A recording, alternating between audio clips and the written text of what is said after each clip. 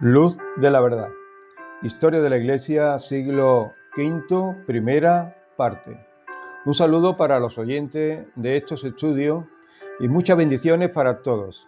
Tómate el tiempo para oír y aprender y investigar por tu propia cuenta la historia. Lámpara es a mis pies tu palabra y lumbrera a mi camino. Es decir, alumbra diariamente nuestro camino, nuestros dilemas, nuestros problemas, nuestras dificultades, nuestro sufrimiento, nuestras culpas, nuestros tormentos, dándole luz, descanso a nuestras almas. Y lumbrera para ver el final del camino y tener paz y esperanza en todo momento. Bendiciones. Comenzamos este siglo dejando atrás los grandes hombres de Dios que marcaron la historia con su ejemplo y su vida. Es muy importante entender este siglo para comprender la Iglesia de Dios y las iglesias imitadoras, pero lejos de la verdad del Evangelio. Recordando palabras de Pablo, vendrán nuevos hombres que desviarán la verdad, marcando su forma de ver la Iglesia por sus intereses humanos. Hechos de los Apóstoles.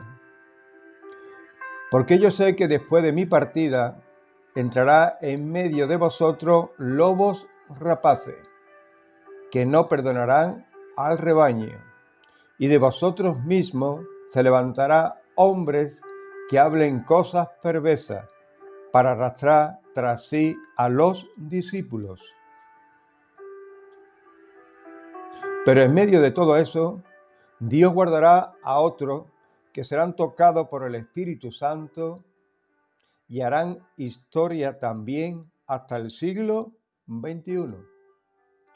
Yo también te digo a ti, Pedro, que sobre esta roca, Cristo, edificaré mi iglesia, y las puertas del Hades no prevalecerán contra ella.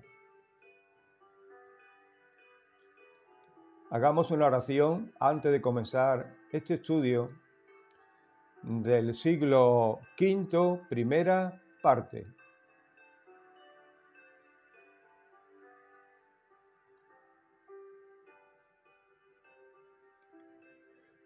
Clamando desde lo profundo de nuestros corazones y desde la sencillez de nuestras mentes, pidiendo dirección en esta época medieval o medievo. Señor, en esta hora queremos acercarnos a ti en el nombre de Jesucristo, con esa confianza que tu palabra nos enseña, que nos acerquemos confiadamente a ti, que eres el Dios eterno, Rey del universo, eterno y poderoso, pero también lleno de amor, que lo mostraste para con los seres humanos. Gracias por la oportunidad que nos concede de poder estudiar tu palabra, porque sabemos que ella es lumbrera en nuestro camino y nos hace entender y comprender el camino que debemos andar. Queremos poner este estudio de la historia, esta parte del siglo V, para que tú nos hagas entender y comprender cuál es tu iglesia, cuál es tu línea verdadera para seguirte a ti. Sabemos que tú eres el camino, la verdad y la vida, el único camino que nos lleva a la vida eterna. Por eso queremos seguir tus pisadas, queremos seguir tu ejemplo, queremos que tú alumbres nuestro entendimiento por tu Espíritu para comprender cada día, entenderte, amarte y darte el lugar que te merece en nuestros corazones en nuestras mentes y en nuestras almas. Abre nuestros ojos, que podamos ver la luz de tu palabra. Guíanos a toda la verdad. Gracias por el honor que nos concede de ser tus hijos. Pedimos tu bendición sobre cada oyente, que la luz tuya le hagas entender la verdad. En el nombre de Jesucristo, Señor. Amén. Amén.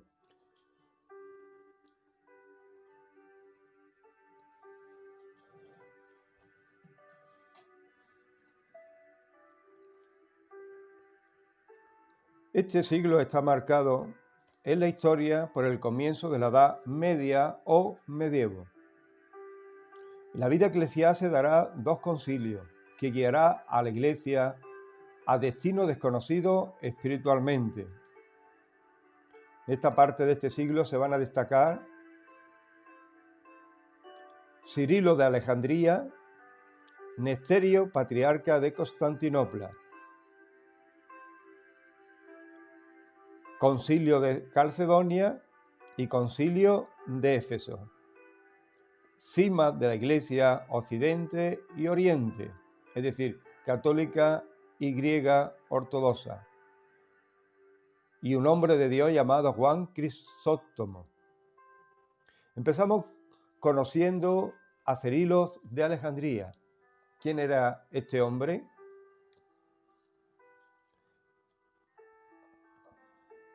Fue un eclesiástico romano, natural de Egipto. Llegó a ser patriarca de Alejandría desde el año 412 hasta su muerte, sobrino del obispo Teófilo, acompañado a su tío al sínodo de la Encina, 403, en el cual fue depuesto Juan Crisóstomo, desterrado. Tras su proclamación, Cirilo de Alejandría se reveló como un líder autoritario y ortodoxo, persiguiendo a la iglesia que él creía que era hereje, destruyéndola, persiguiendo a los judíos, maltratándolos y expulsándolos, a los paganos obligándolos a convertirse, a los filósofos igual, donde se nos dice que participó de una manera u otra en la muerte de Hipatia, filósofa griega matemática. Hipatia, asaltada por una multitud de cristianos que acabó con su vida. ¿Quién fue Hipatia? Hipatia, una mujer matemática que junto a su padre tenía una escuela que enseñaba matemática, aritmética, filosofía, astronomía, etc. Hipatia de Alejandría fue asesinada en un motín popular. Al parecer, un grupo de exaltados exaltó su carruaje, la torturó y la quemó. Sus obras perecieron juntamente con toda la biblioteca de Alejandría. Hay una película sobre ella. También luchó contra las herejías. Consiguió la condenación y las doctrinas de su rival Nesterio, patriarca de Constantinopla. En el concilio de Éfeso, en el año 431, sus postulados doctrinales se centraron en la idea de encarnación. Fue depuesto temporalmente por orden del emperador Teodosio II, emperador romano de Oriente, pero pronto regresó a su sede. Entre sus escritos destaca la colección epistolar, conocida con el título de Homilías Pascuales. La fe basada en la letra no ciegas. Y podemos llegar a hacer cosas tremendas, como asesinar a la gente por una sola doctrina contraria. Cirilo de Alejandría, fanático por la letra y no por el espíritu. Un hombre conocedor de las Escrituras, doctor de la Iglesia, patriarca de Alejandría, se dejó llevar por la letra y cometió cosas tremendas. Su rival era Nesterio, obispo de Constantinopla. ¿Quién fue este hombre? Nesterio nació en Cilicia en el año 380. Murió en Egipto en el año 451. Nesterio fue teólogo cristiano oriental, creador de la corriente herética conocida como nestorianismo. Este monje de Antioquía fue nombrado patriarca de Constantinopla allá por el año 428.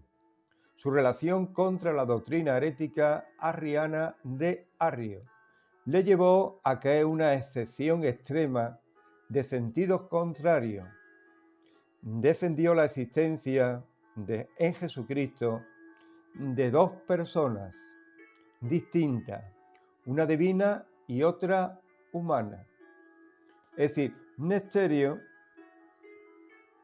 no estaba de acuerdo con Arrio, que Arrio decía que Cristo era solamente humano, y este se fue al otro extremo y predicaba, enseñaba que Cristo era dos personas distintas, una humana y otra divina.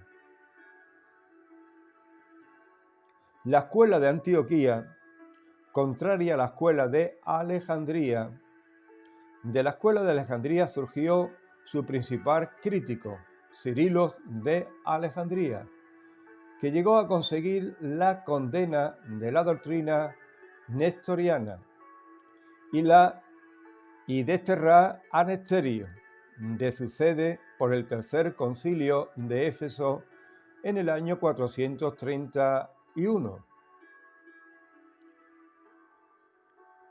Y prácticamente lo que había era una rivalidad entre dos escuelas, la escuela de Alejandría y la escuela de Antioquía. En esta parte del siglo V se va a dar dos concilios provocados por el emperador Teodosio II. Nesterio creía que Jesucristo estaba en dos personas distintas, una humana y la otra divina, pero independiente una de otra. Es una herejía, es algo falso. Cristo fue hombre, pero al mismo tiempo era Dios. En él habita la humanidad y la divinidad. Habitaba. Concilio de Éfeso en el año 431. Condena al nestorianismo como herejía. Nesterio, pues ismo, nestorionismo, era lo que seguía a Nesterio en su herejía. Concilio de Éfeso, reunión convocada por Teodosio II, obispo de Roma, en la ciudad de Éfeso, en el año 431, atendiendo a la demanda de Cirilo, obispo de Alejandría, Nesterio, su homólogo de Constantinopla. Nesterio, que defendía que las dos naturalezas, divina y humana, de Cristo eran completamente independientes entre sí, es decir, que Cristo era solo un hombre y que fue poseído, habitado por Dios. En el concilio San Cirilo de Alejandría, Nesterio se había distinguido rebatiendo la tesis de Nesterio. Según su oponente, Cirilo, al atacar a Nesterio, había incurrido a su vez en un error, llegando a negar la existencia de dos naturalezas en Cristo. A este le pasó como a Nesterio. Nesterio estaba en contra de Arrio. Arrio creía que Cristo solamente era humano y que tuvo un principio. Y él dijo que no, que era divino y que era humano, pero era independiente. Ahora Cirilo dice que solamente es divino y no humano. llegando a negar la existencia de dos naturalezas en Cristo. Había escrito que en Cristo no hay más que una naturaleza, la del Verbo encarnado, utilizando la forma, la única naturaleza encarnada del Dios Verbo. Por lo tanto, los tres estaban en herejía y los tres se desterraron unos a otros. Allá en el año 433, 2 años después del concilio, la controversia entre Cirilos y sus adversarios se resolvió en un edicto de unión, en el que explícitamente se hablaba de dos naturalezas en Cristo, la divina y la humana, una sola persona en Jesucristo, pero humano y divino. Más adelante se convoca otro concilio en Calcedonia. El concilio se reunió en Calcedonia en octubre del año 451.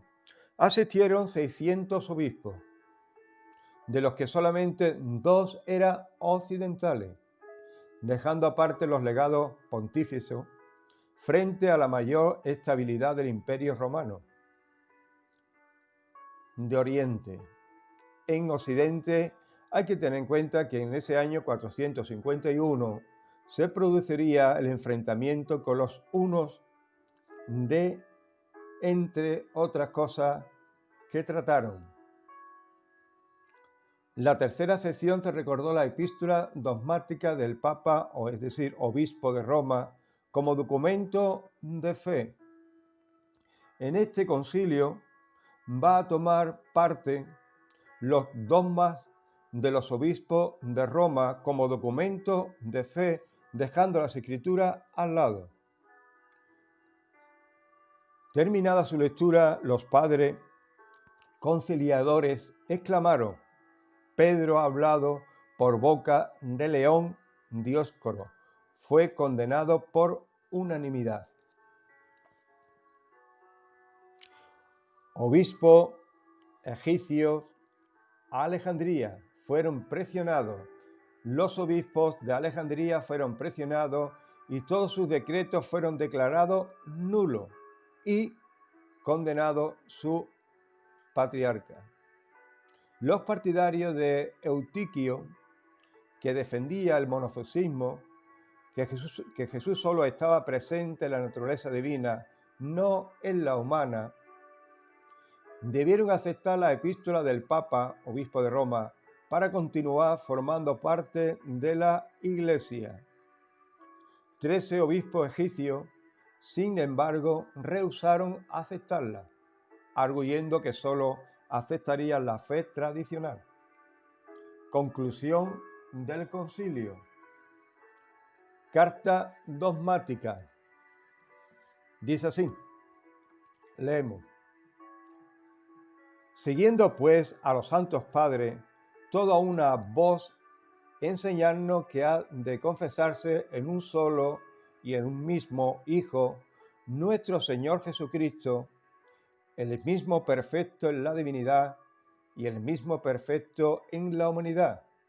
Dios verdaderamente, el mismo verdaderamente hombre de alma racional y de cuerpo, consubstancial con el Padre en cuanto a la divinidad, y el mismo consubstancial con nosotros en cuanto a la humanidad, semejante en todo a nosotros, menos en el pecado, engendrado por el Padre antes de los siglos en cuanto a la divinidad, y el mismo en los últimos días por nosotros y por nuestra salvación, engendrado de María Virgen, Madre de Dios, en cuanto a la humanidad, que se ha de reconocer en un solo y el mismo Cristo, Hijo Señor unigénito, en dos naturalezas, sin confusión, sin cambio, sin división, sin separación, en modo alguno borrada las diferencias de naturaleza por causa de la unión, sino conservando más bien cada naturaleza su propiedad y concurriendo en una sola persona, en una sola hipóstasis, no partido o dividido en dos personas, sino en un solo y el mismo Hijo unigénito, Dios Verbo, Señor Jesucristo. Como de antiguo acerca Él nos enseñaron los profetas, y el mismo Jesucristo nos lo ha transmitido en el símbolo de los padres. Así pues, después de que con toda exactitud y cuidado en todos sus aspectos fue por nosotros redactada esta fórmula, definió el Santo Ecuménico Concilio que a nadie sería lícito profesar otra fe, ni siquiera escribirla o componerla, ni sentirla, ni enseñarla a los demás. Fue el resultado del concilio de Calcedonia. En su cano 28, el concilio aprobó que la sede de Constantinopla igual importante con Roma, yendo en contra de lo estipulado en el concilio de Nicea, donde la segunda sede más importante no era Roma, sino que era Alejandría, pero fue apartada y dejada al lado Alejandría, y el obispo condenado y los demás creyentes se tenían que someter a este dogma por encima de las escrituras, lo que aún más los cardenados ánimos de la iglesia de Egipto, que vio que no solo eran despuestos su patriarca, sino que además eran degradadas en categoría, lo que desembocaría en el año 457 en el cisma del patriarcado de Alejandría declarado por Timoteo el Huro y que da origen a la iglesia casta.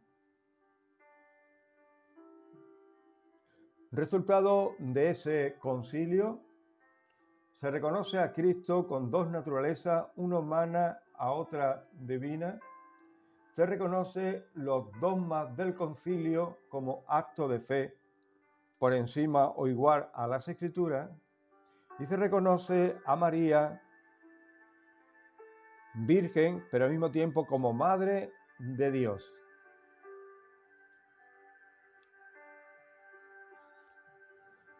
Resultado del cisma 457, donde la iglesia se divide, la iglesia griega y la iglesia Roma, dando lugar a los castos, que se llevaría más adelante, en el 1054, la división de la Iglesia Católica y la Iglesia griega el 16 de julio del 1054.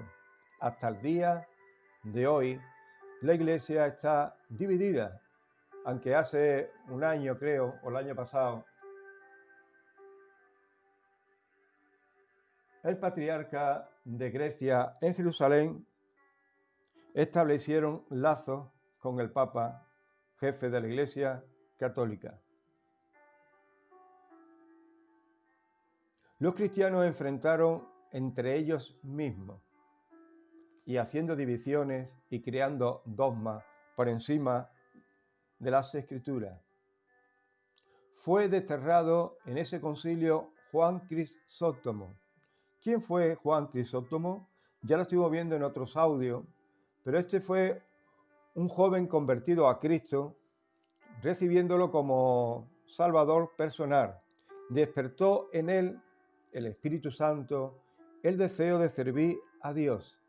Se fue al desierto a prepararse y estuvo 6 años en oración, estudiando las Escrituras y viviendo una vida apartada de este mundo. Pero su naturaleza era frágil y tuvo que dejar el desierto y fue ordenado sacerdote, pastor. Durante 12 años realizó una gran labor pastoral como predicador enseñando la palabra de Dios, y sus exposiciones eran muy claras, muy sencillas, muy sabias. Sus enseñanzas morales resultaban siempre aplicables a la vida cristiana. Su fe seguiría por los siglos hasta nosotros, la fe de los apóstoles, la fe basada en las Escrituras, por encima de todo dogma y por encima de todas enseñanzas. Este fue el hombre que marcó la historia hasta la época nuestra. La iglesia realmente de Alejandría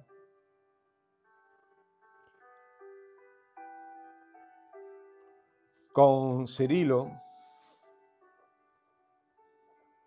la iglesia de Antioquía con Nesterio, cada uno creían una cosa, pero estaban muy lejos de la verdad. El obispo de Roma, tanto ni uno ni otro, marcó unos dogmas para establecer una unidad en la iglesia, pero al final lo que se creó es una separación. Concilio de Éfeso, Concilio de Calcedonia, donde el mismo Concilio de Éfeso, sin estar presente en Nesterio, fue condenado. Y en el Concilio de Calcedonia se creó doctrinas erróneas que siguen todavía hasta el día de hoy, sobre María, Madre de Dios, intercedora entre los hombres y Dios. Quiero decirte que las Escrituras hablan de María como una mujer ejemplo que guardaba su palabra en su corazón, que hacía caso de todo lo que decía Jesús, su hijo, aunque fue su hijo, era Dios, y que nos ha dejado buenas enseñanzas, pero como mujer, como cristiana y como hija de Dios, no como madre de Dios. El único mediador entre Dios y los hombres es Jesucristo, hombre. Siglo V, la primera parte de este siglo, es un siglo donde va a comenzar a difuminar, anular o hacer prácticamente desaparecer la iglesia que se fundó en los Hechos de los Apóstoles. Esos 120 hombres que fueron llenos del Espíritu Santo y que comenzaron a hablar la palabra de Dios. Y el mismo Pedro se levantó predicando el Evangelio y se convirtieron 3.000 personas. De ello da testimonio los Hechos de los Apóstoles. Más adelante 5.000 personas,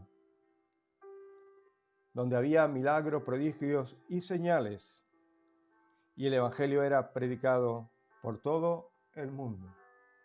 Ese Evangelio siguió predicando por el siglo II, siglo III, siglo IV, con hombres que amaban la palabra y que entregaban su vida a Dios. Incluso no le importaba pasar por el martirio, el sufrimiento o incluso la muerte, pero permanecían firmes en la fe, como fue Policarpo, como fue Ignacio de Antioquía y otros grandes hombres más, que iban pasando los siglos, iba pasando el tiempo, y su fe ha permanecido hasta el día de hoy. La iglesia va a entrar en un tiempo de la Edad Media, un tiempo oscuro, un tiempo difícil, como veremos de aquí en adelante. Así va a entrar la iglesia en el siglo V, la Edad Media o medievo, como le dicen, con esta gran confusión, pero va a seguir la línea de Jesucristo con este hombre, Juan Crisóstomo, un hombre que predicaba el Evangelio, que lo vivía, y por predicar el Evangelio y la verdad fue desterrado.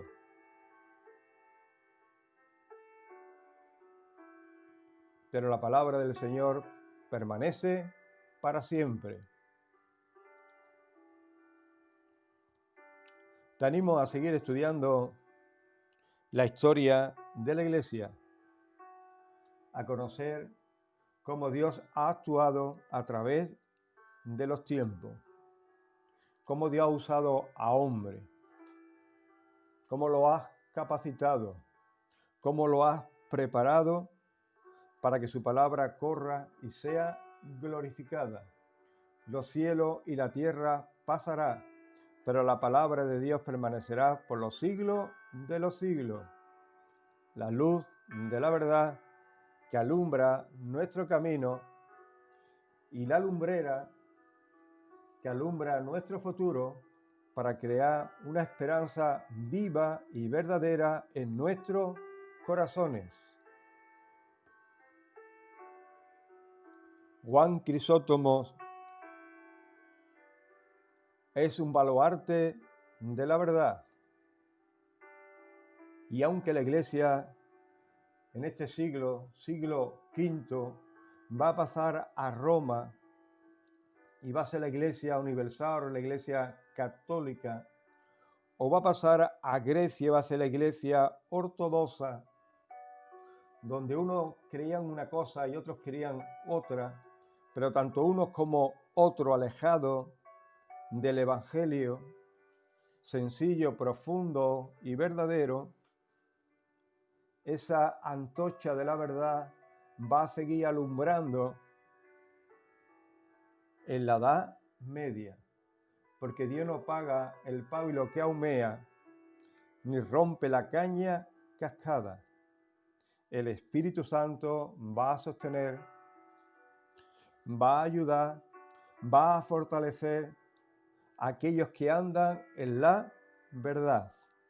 La Iglesia siguió el papado, siguieron los emperadores, hasta este siglo, donde cae el Imperio Romano y entra otros hombres gobernando, mandando y llevando a la Iglesia a sus intereses.